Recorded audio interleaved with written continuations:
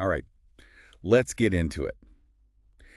Today we're diving deep into Tiahuanacu, a Tijuana. pre-Inca site in Bolivia. Mm-hmm. And honestly, it's a place that just screams mystery. It really does. So our listener wants to know more, and not just about the ruins themselves, but about Arthur Posnansky. Posnansky. This guy, he spent his whole life trying to figure out Tiahuanacu. What was it?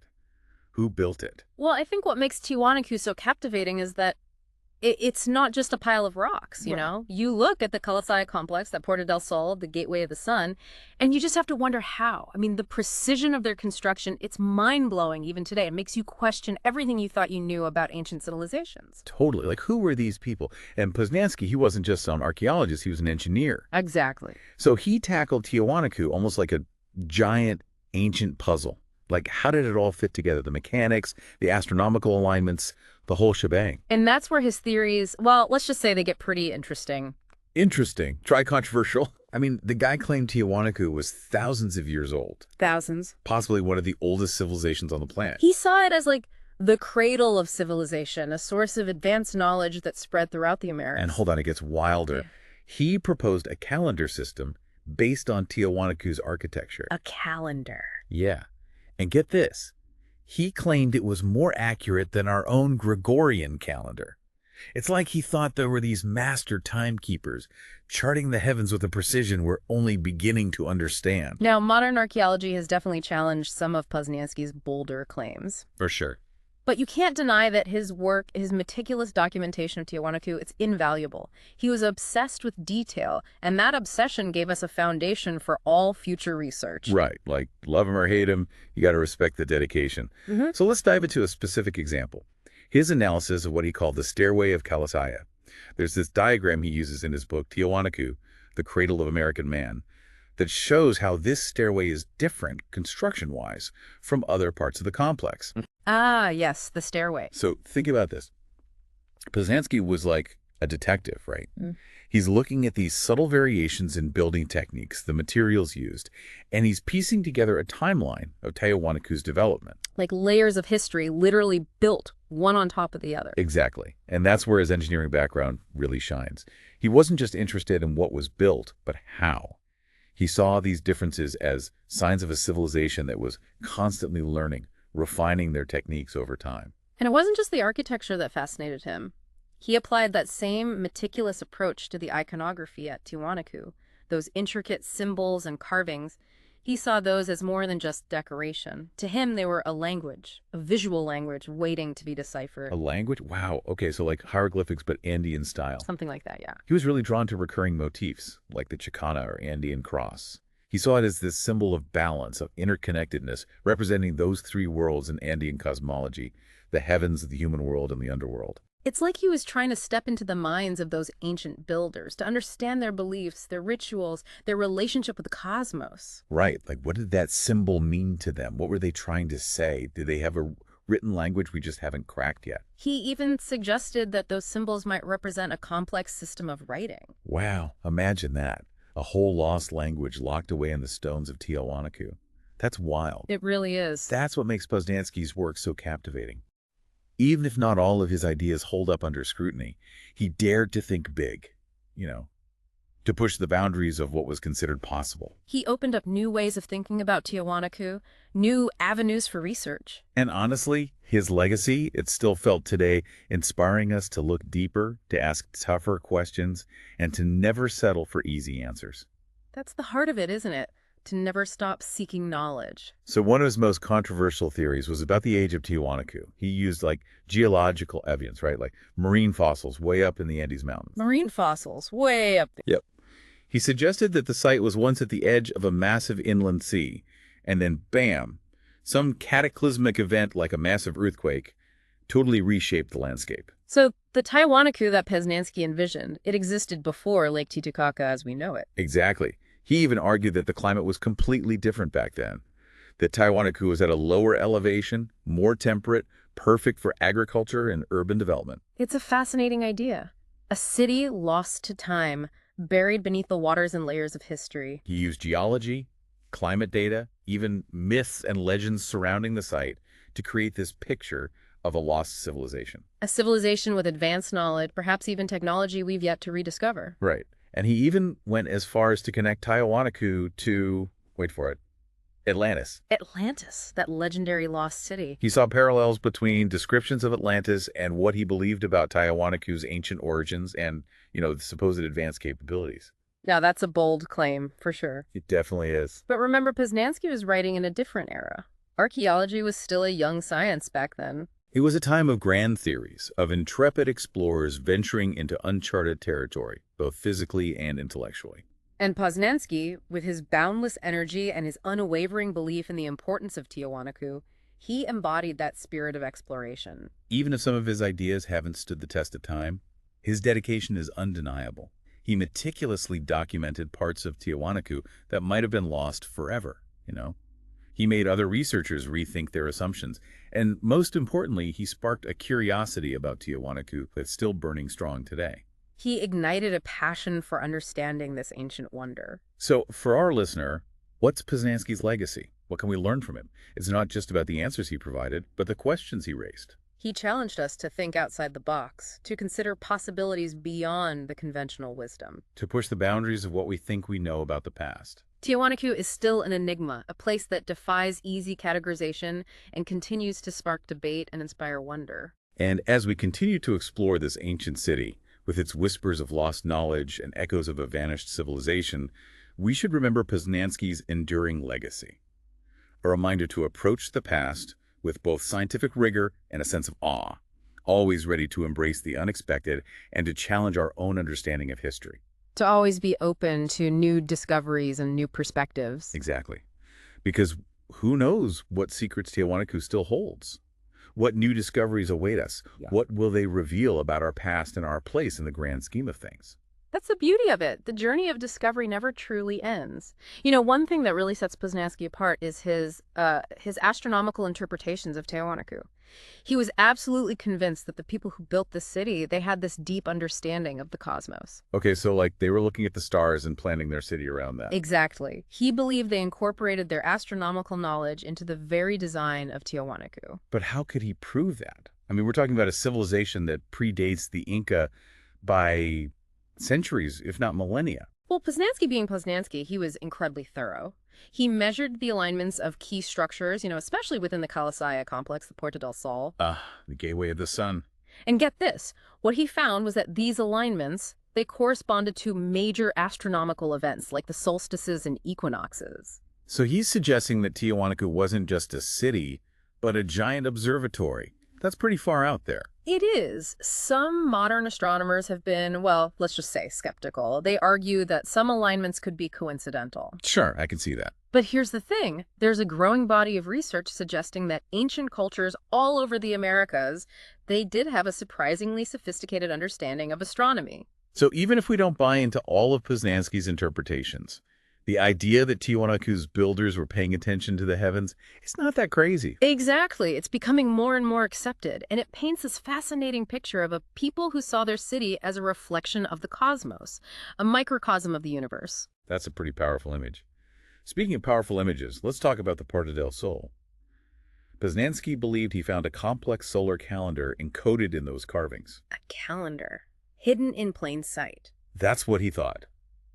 He believed the placement of certain stones and how the light and shadow played across them throughout the year marked key dates in their agricultural cycle, their religious ceremonies. It's like they inscribed their understanding of time, of the cosmos, onto the very fabric of their city. It really makes you wonder what else might be hidden within those carvings. That's the beauty of Posnansky's work. He sparks the imagination, makes us ask new questions. He might not have had all the answers, but he definitely knew how to ask the right questions, to look at Tihuanacu with fresh eyes. And speaking of fresh eyes, let's shift gears a bit and talk about the stones themselves. Those massive blocks they used to build these structures. I mean, we're talking hundreds of tons, fitted together with this insane precision. How do they even do that? The million-dollar question, right? And trust me, Posnansky was obsessed with finding the answer. He spent years studying their construction techniques, especially at Pumapunku. Pumapunku, that's another part of the Tihuanacu site, right? Right, and the precision there is almost supernatural. I bet he had some ideas about Ramps and levers and rollers, maybe armies of people all working together. Absolutely. He definitely envisioned them using all of those things. Incline, planes, levers, rollers, massive human effort. It would have been an incredible undertaking coordinating all that labor, the resources, the sheer scale of it all. It boggles the mind, doesn't it? It really does. But he went even further, right? He suggested they might have had techniques we haven't even rediscovered yet. Lost technologies. Now that's an intriguing thought. It is. Did he ever say what those might be? He was always very careful, never made any definitive claims, but he hinted at the possibility, pointed to the precision of the stonework, the complexity of the carvings, the scale of the whole thing as evidence that they knew something we don't. Like we're missing a piece of the puzzle. Precisely. And who knows? Maybe modern technology holds the key to unlocking those secrets. Speaking of modern technology, think about all the tools we have now that Posnansky could only dream of. 3D laser scanning, ground-penetrating radar. We're uncovering hidden chambers, intricate underground structures, details that would have blown his mind. It's like we're finally catching up to his level of curiosity, using our tools to probe deeper into the mysteries he dedicated his life to. It reminds us that archaeology is an ongoing journey, Yeah. A conversation between the past and the present, always evolving. Absolutely. We're constantly learning, refining our understanding. Who knows what new discoveries are waiting for us just beneath the surface? Now, let's take a moment to think about the people who live near Tihuanacu today, the Aymara communities. It's one thing to study a site from an academic perspective, but it's another to consider what it means for those whose ancestors lived and worshipped there. You're absolutely right. Tihuanacu isn't just an archaeological site. It's a living landscape, a sacred homeland for the Aymara people. Did Posnansky make any effort to connect with them, to share his findings, to understand their perspective? He did, actually. He shared his research, he listened to their stories and traditions, he acknowledged the spiritual significance Tihuanacu holds for the Aymara. It's a good reminder that archaeology shouldn't just be about extracting knowledge, right? It should be a collaborative process, a respectful dialogue. Exactly. And Posnansky, despite being a product of his time, with all its limitations, he genuinely tried to bridge that gap. He saw value in indigenous knowledge, in those different ways of understanding the past. He understood that the story of Tihuanacu couldn't be told without the voices of those who were connected to it most deeply. So even though we might question some of his conclusions, we can still appreciate his efforts to make archaeology more inclusive, more sensitive to those multiple layers of meaning. And that leads us to another fascinating aspect of Posnansky's work. He wasn't just focused on Tihuanacu itself, he was looking at the bigger picture, the wider cultural landscape of the Andes. He was a big picture thinker, that's for sure. He was trying to connect the dots, to understand how Tihuanacu fit into this vast network of ancient civilizations, especially the Inca. The Inca, those are the rock stars of Andean civilization, right? Known for their vast empire, their incredible stonework. Exactly. Did Posnansky believe there was a direct link between the Inca and the people who built Tihuanacu? He did. He saw Tihuanacu as a precursor to the Inca, a foundation upon which the Inca Empire was built. He pointed to similarities in their architecture, their religious beliefs, their mythology. For example, the Inca, they revered the sun god, Inti. Yeah. And we've talked about how Posnansky believed that the Puerta del Sol at Tihuanacu was dedicated to a sun deity too. It's like he was tracing a lineage, a cultural thread connecting these civilizations across centuries. Exactly. And he saw evidence of Tihuanacan influence in other aspects of Inca culture as well. Their agricultural techniques, their social organization, even their astronomical knowledge. He argued that the Inca, for all their achievements, were essentially inheritors of a tradition that stretched far back in time. So Tihuanacu wasn't just an isolated city-state. It was a wellspring of knowledge, of innovation that shaped the course of Andean civilization for centuries. That's a powerful idea, isn't it? It challenges our linear view of history, suggesting a more complex web of cultural influences, a story that's constantly being rewritten as we make new discoveries. And it reminds us that even the mightiest empires are built on the foundations laid by those who came before. Exactly. We're all part of a larger story, a story that unfolds across generations. Okay, we've covered a lot of ground here, delved deep into Posnansky's theories, the mysteries of Tihuanacu. So for our listener, what's the big takeaway? What's the enduring legacy of this enigmatic place and the man who devoted his life to understanding it? I think, at its heart, Tihuanacu remains a place of wonder, a testament to human ingenuity and our endless capacity for creativity.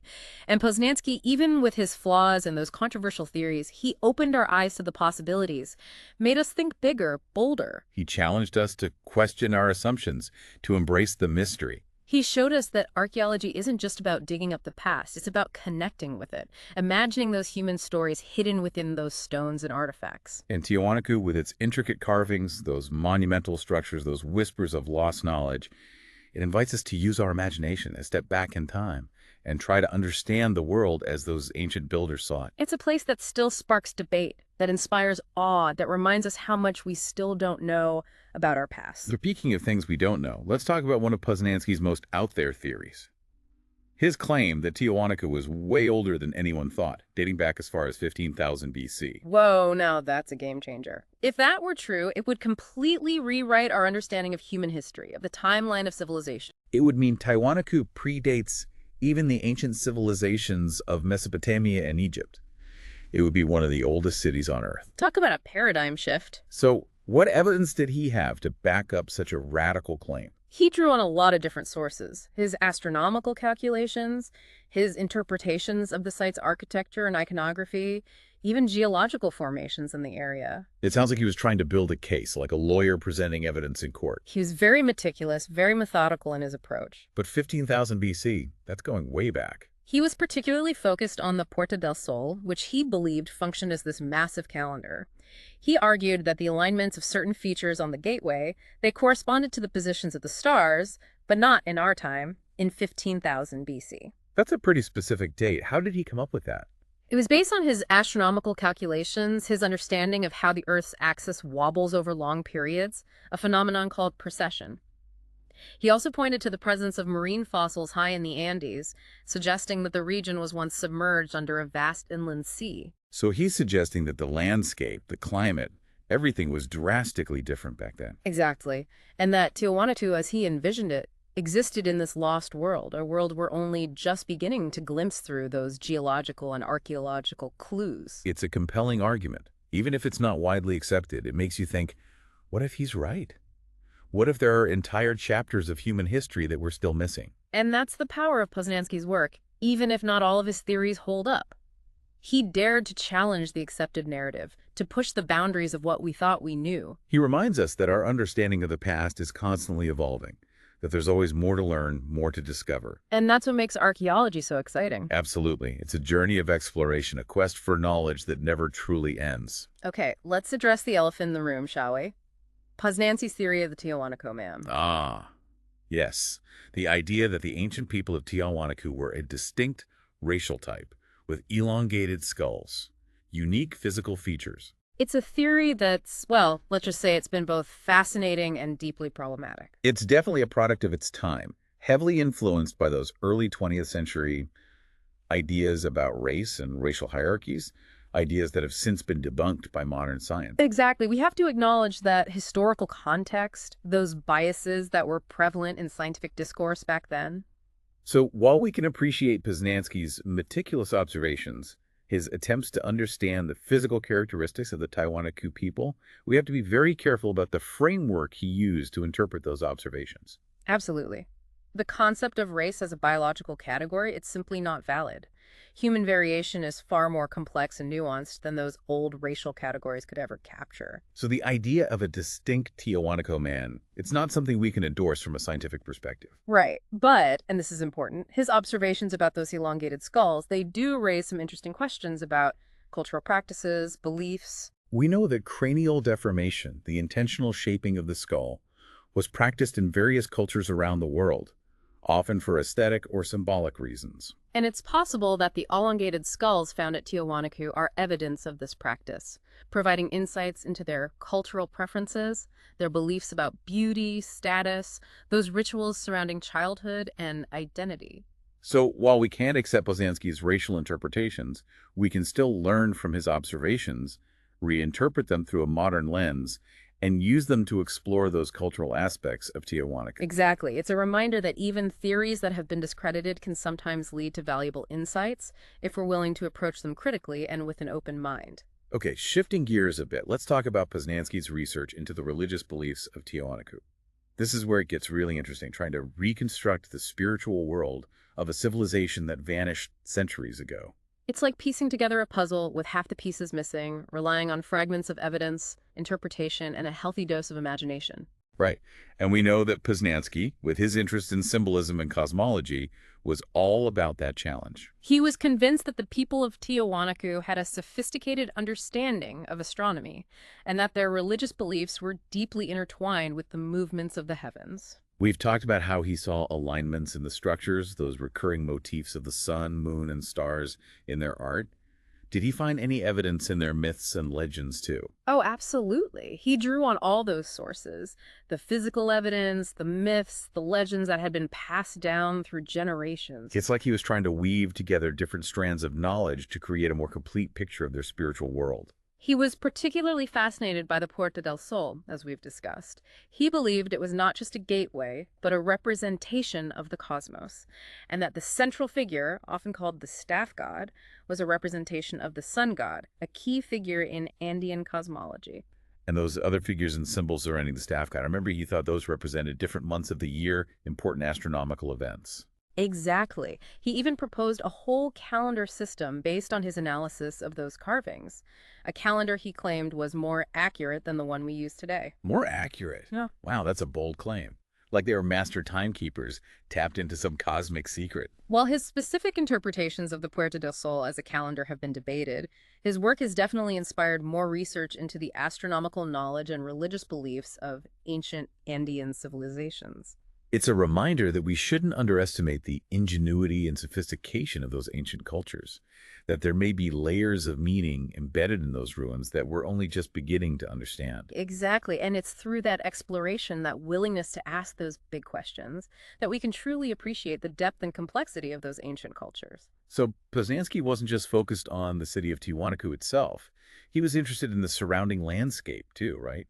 That whole area around Lake Titicaca. He understood that Tihuanacu wasn't just an isolated city. It was part of a much larger network of settlements, agricultural fields, ceremonial sites, all interconnected, all part of a vibrant cultural landscape. And he wanted to understand how those connections worked, how people moved across that landscape, how ideas and goods flowed between different regions. He conducted these extensive surveys, documenting ancient roadways, canals, agricultural terraces, all sorts of features that hinted at this complex system of infrastructure and resource management. It's like he was trying to map the arteries of that ancient world, tracing the pathways of communication and exchange that connected different communities. He was especially intrigued by those raised causeways that crisscross the Altiplano, those elevated roads built from earth and stone, connecting settlements, ceremonial sites. Those causeways are amazing. They allowed people to travel across that often marshy terrain to maintain those vital links. Exactly. It's hard to imagine the effort that must have gone into building those causeways, moving all that earth and stone, coordinating the labor. It would have required a high level of organization, social cohesion, political will. And Posnansky, he meticulously documented those causeways, mapped their routes, measured their dimensions, studied their construction techniques. He saw them as a testament to the organizational skills and engineering prowess of the people who built them. And to him, those causeways pointed to the existence of a strong, centralized authority, a ruling elite with the power to mobilize large workforces and direct those resources toward these ambitious projects. It's a good reminder that infrastructure isn't just about practicality, it's about power, too. The ability to shape the landscape, to control movement, to exert influence over vast distances. It's a theme that runs throughout history, from the ancient world to our modern age. Still way. And through Posnansky's work, his documentation of those ancient roadways, we can start to understand the networks of power, of exchange, of communication that shaped the Tihuanacan world and its influence on the wider Andean region. It's like he's giving us a glimpse into the circulatory system of a vanished civilization, tracing the veins and arteries that carried the lifeblood of trade, communication, cultural exchange. And it's through that understanding, that appreciation of those interconnected networks, that we can truly grasp the complexity and sophistication of those ancient Andean societies and their enduring legacy. Okay, let's move from the land to the water. We know Posnansky was fascinated by Lake Titicaca, its role in the life of the people who lived around it. Lake Titicaca is such a unique and powerful presence in that landscape. He understood that it wasn't just a source of water. It was a sacred landscape, a spiritual center, and a vital artery for transportation and trade. Right. He was particularly interested in the Aymara tradition of building and navigating reed boats on the lake, some of which were quite large, capable of carrying substantial cargo. Reed boats, I've seen pictures of those. They're amazing. Aren't they? And Posnansky saw those boats as a continuation of an ancient maritime tradition, one that may have stretched all the way back to the time of Tiahuanacu. So imagine ancient mariners sailing those reed boats across Lake Titicaca, connecting communities, transporting goods, maybe even venturing further afield. He even proposed the idea of Tihuanacu solar boats, these sophisticated vessels designed for long-distance voyages, adorned with symbols of the sun god, capable of sailing along the coastline of South America. Reed boats on the Pacific Ocean. That's incredible. But is there any evidence to support that? Admittedly, the evidence for transoceanic voyages in reed boats is limited, but his theory has sparked debate, encouraging researchers to rethink the maritime capabilities of those ancient Andean civilizations. It makes you wonder, what else might they have been capable of? What other secrets are waiting to be discovered? It's a reminder that we should never underestimate the ingenuity and resourcefulness of ancient cultures, and that the waterways of the world might have been more interconnected in the past than we traditionally imagine. Okay, let's talk about one of Posnansky's most controversial and, let's be honest, kind of mind-blowing theories. The idea that Tihuanacu possessed advanced technologies, perhaps even surpassing those of our modern world. Now, this is where things get really interesting. Remember, Posnansky was an engineer at heart, so he approached Tihuanacu with this keen eye for the technical, the how did they do that aspect of it all. And he was convinced that the builders possessed knowledge and skills that defied conventional explanations, right? Right. He pointed to the precision of the stonework, those intricate carvings, the sheer scale of the structures, the logistical challenges of transporting and erecting those massive blocks. And he argued that achieving those feats would have required advanced tools, techniques, maybe even technologies that are unknown to us today. Lost knowledge, perhaps. The idea that a civilization from thousands of years ago might have possessed technology that rivals or even surpasses our own.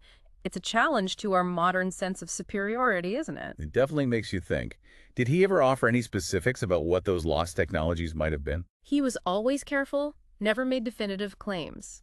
But he did hint at the possibility, suggested that they might have had knowledge of acoustics, metallurgy, maybe even forms of energy manipulation that we're only just beginning to rediscover today. Energy manipulation, that's getting into some pretty far out territory. It is, but isn't it fascinating to consider? And while Posnansky's claims about advanced technology have been met with a fair amount of skepticism, his work has sparked debate, forcing researchers to rethink their assumptions. And as we continue to explore Tiahuanacu with our modern tools, 3D laser scanning, ground-penetrating radar, chemical analysis, who knows what we might find? We might just uncover evidence that supports some of those seemingly outlandish theories. That would be incredible. It would completely change our understanding of what ancient civilizations were capable of. It would be a reminder that the past is full of surprises, that we shouldn't underestimate the ingenuity and creativity of those who came before us. Okay, let's switch gears again and talk about Posnansky's analysis of the art and iconography of Tiahuanacu. He believed those intricate carvings and symbols held a deeper meaning, that they represented a visual language waiting to be decoded. He saw the art of Tihuanacu as more than just decoration, but as a form of communication, a way to convey complex ideas and beliefs about the cosmos, about nature, about the human condition. Like they were etching their stories, their myths, their spiritual understanding onto the very fabric of their city. Exactly. Posnansky meticulously documented those carvings and symbols, the ones found on the Puerta del Sol, the monoliths, the stelae, everywhere. He identified those recurring motifs, the condor, the puma, the serpent, the chicana, the staff god, and he tried to figure out what they meant, connecting them to Andean cosmology, mythology, and religious beliefs. It's like he was trying to crack a code to unlock the secrets of a lost language, a language written in stone and symbols. A language that could give us a glimpse into their minds, their worldview. Did he have any specific insights, any symbols he considered particularly important? He was particularly drawn to the chicana, the Andean cross, as we've mentioned. He saw it as a central symbol in their iconography and cosmology, representing the three worlds, the upper world, the middle world, and the underworld. Right, we've talked about that. But did he see anything more specific within the Chacana itself? He did. He saw it as a symbol of balance, of interconnectedness, representing the harmony between those realms, the natural and the spiritual. He even connected it to that concept of Pachacudi, that cyclical understanding of time in Andean cultures, where eras of destruction and renewal alternate. So it's not just that those three worlds exist, but they're constantly interacting, influencing each other, like a cosmic dance of creation and destruction. Exactly. Posnansky believed that by understanding the symbolism of the Chacana and those other key motifs, we could gain insights into their worldview, their understanding of the cosmos, their place within it. It's like he was trying to unlock their spiritual DNA, to understand the core beliefs that shaped their culture, their way of life. A very ambitious goal, and one that continues to spark debate and reinterpretation among scholars even today. Sure, some argue that his interpretations were too influenced by his own Western background, that he might have been projecting his own cultural biases onto their way of seeing the world. That's a valid criticism. It's always a challenge when studying a culture so different from our own to avoid imposing our own assumptions and frameworks. But even if we take some of his interpretations with a grain of salt, his pioneering work in deciphering Tiahuanacan iconography has paved the way for further research, inspired new interpretations. He opened up this whole new way of looking at those carvings and symbols, and his legacy continues to influence our understanding of those ancient Andean beliefs. He showed us that those symbols are more than just decorations, that they hold deep meaning, that they can offer as a window into the minds and hearts of those who came before us. It's a good reminder that archaeology is an ongoing conversation, a back and forth between the past and the present. And sometimes the most valuable contributions are not about finding definitive answers, but about asking those thought-provoking questions, the questions that challenge us to think differently, to see the world with fresh eyes. And to keep searching for those answers, to never stop exploring, never stop learning. Exactly. Because who knows what secrets are still waiting to be unlocked, what mysteries remain hidden within those ancient stones and symbols. Now let's talk about Posnansky's work on the funerary practices at Tihuanacu. He meticulously documented everything he found: the tombs, the burial sites, the positions of the bodies, the offerings buried with them. It's like he was trying to understand not just how they lived, but how they died and what they believed happened afterwards. Exactly. Those beliefs about death and the afterlife, they can tell us so much about a culture's values, their fears, their hopes. What did he find? He found a variety of burial practices, from simple graves to these elaborate tombs with multiple individuals and a wealth of offerings. Pottery, textiles, ornaments, even food. It suggests a belief in an afterlife and the importance of providing for the deceased on their journey to that other world. Like equipping them for a long voyage, making sure they have everything they'll need in the next stage of their existence. Precisely. It makes you wonder, what did they believe that journey was like? What kind of afterlife did they envision? Those are questions that have haunted humanity since the dawn of consciousness, aren't they? They really are.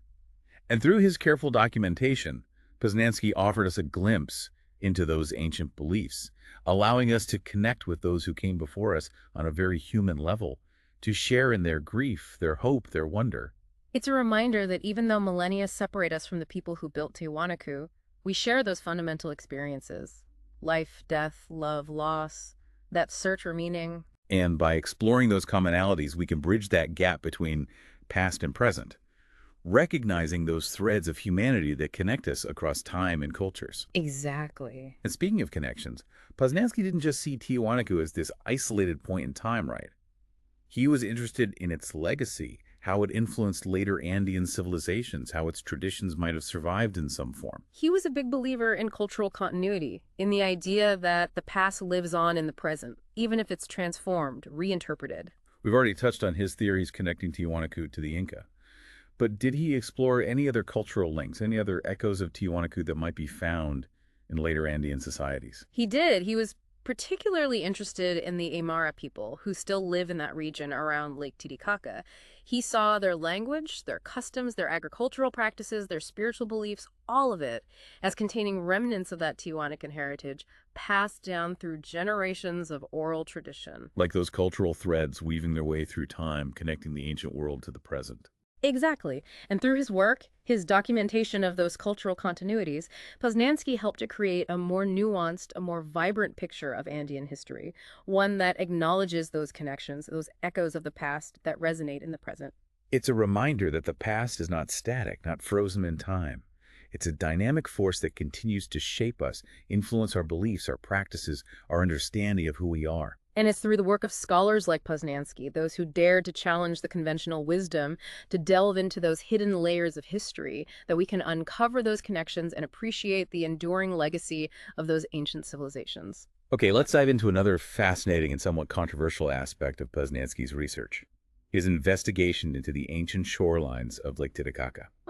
This is where his geological observations and those grand theories really come together. He was absolutely convinced that Lake Titicaca hadn't always been at its current elevation, that the surrounding landscape had undergone these dramatic transformations in the distant past. The idea that the geography itself might have been different back then, that the lake might hold secrets of a lost world, it's captivating, isn't it? It really is. So what evidence did he find to support this? He meticulously documented raised beaches, ancient wave-cut terraces, those geological formations way above the current shoreline.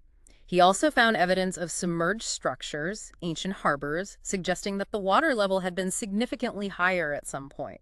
It's like he was piecing together a map of a vanished world where the lake stretched far beyond its current boundaries, where islands were once peninsulas, where ancient cities might lie submerged beneath the waves. A world lost to time, waiting to be rediscovered. And based on these observations, he developed this theory that a cataclysmic event, maybe a massive earthquake or a series of volcanic eruptions, had caused the water level to drop dramatically, reshaping the region, forcing the inhabitants of Tihuanacu to adapt to this new, harsher environment. It's a dramatic theory, for sure, and it has its critics.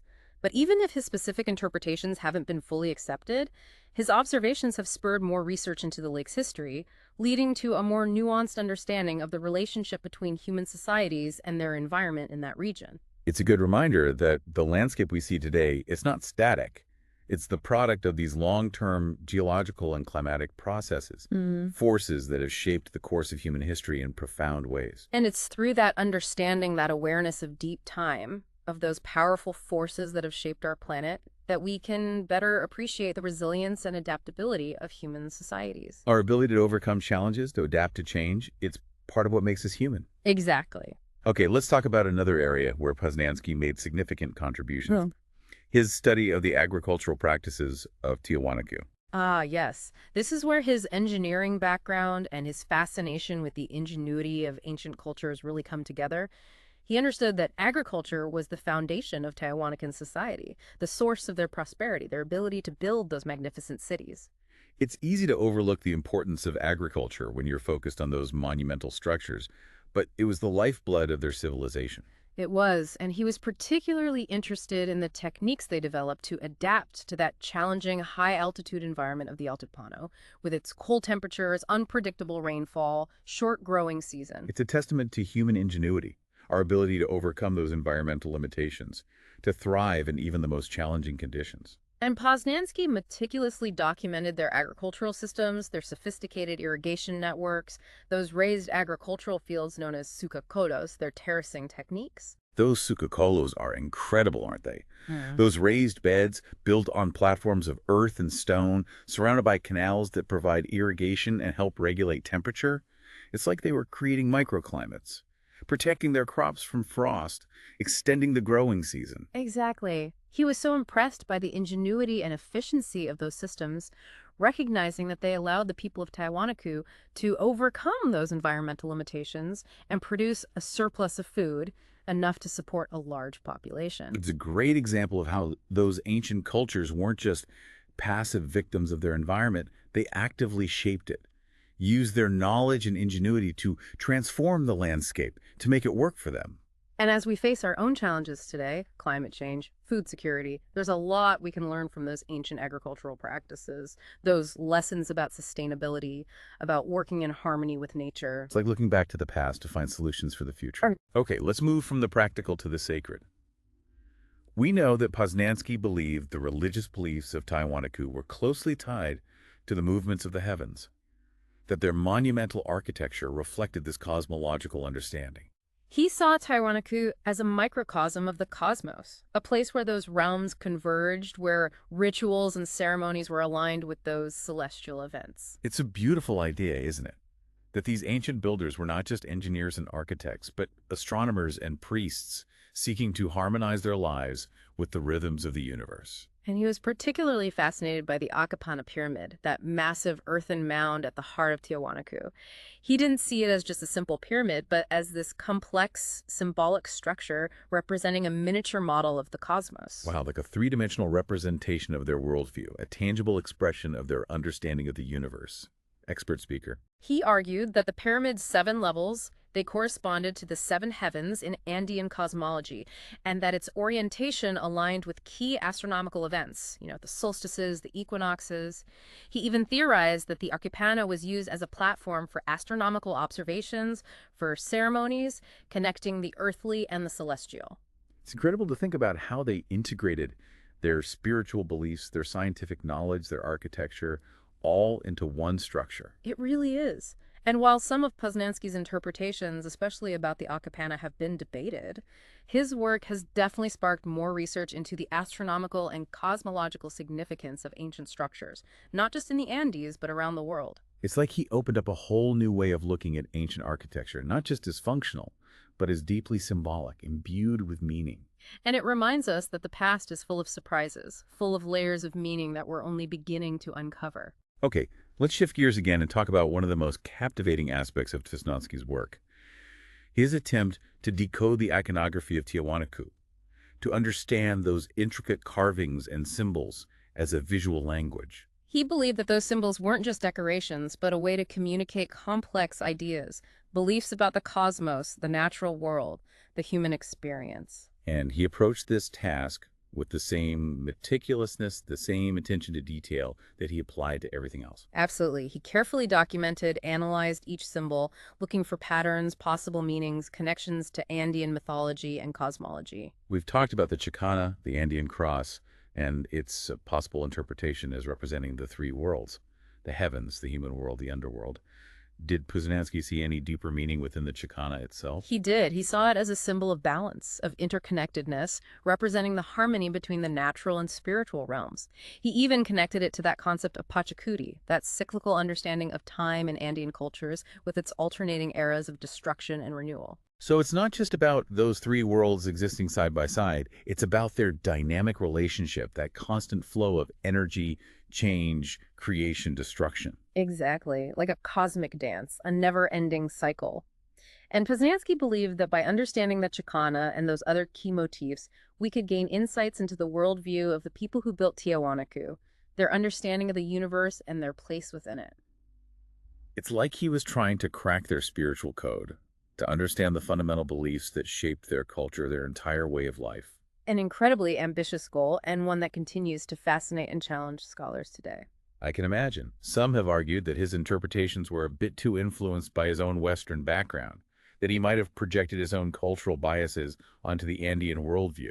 That's a fair criticism, for sure. It's always a challenge when studying a culture so different from our own to avoid imposing our own assumptions and frameworks.